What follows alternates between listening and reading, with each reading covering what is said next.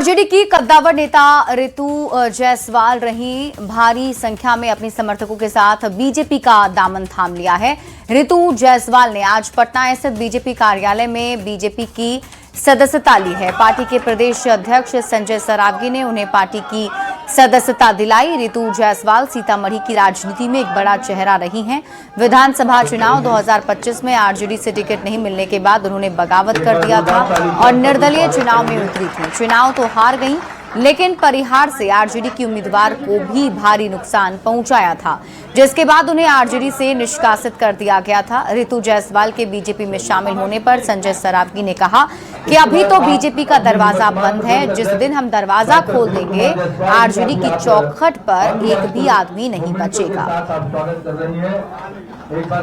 से तो नहीं, चीजें अभी मेरे ख्याल से 1 महीने पहले से चल रही थी बात। और जब मैंने निर्दलीय होकर के चुनाव लड़ा तो पहले मैं एक धारा के हिसाब से सोचती थी।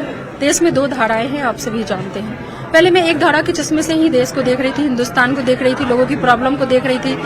तो मुझे लगता था कि जात पात ही बड़ा प्रॉब्लम है। मगर जब मैं निर्दलीय होकर चुनाव लड़ी, लोगों के जो चाहे वो इस विचारधारा वाले थे या उस विचारधारा वाले थे, मैंने पाया सबकी समस्याएं तो एक ही है।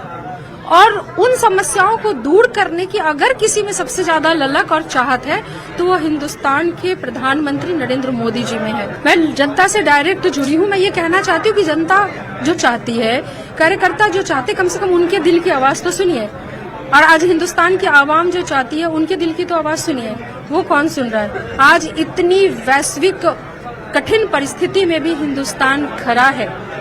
देखिए, किसी भी पार्टी से जुड़ने का आपने कहा क्यों जुड़ रहे हैं? 2 कारण मैं आपको बताना चाहूंगी। एक, देश सर्वोपरि, राष्ट्र की रक्षा सुरक्षा सर्वोपरि, और दूसरा संगठन, जहां अनुशासन हो और संगठन के रूप में आप कितने मजबूत हो।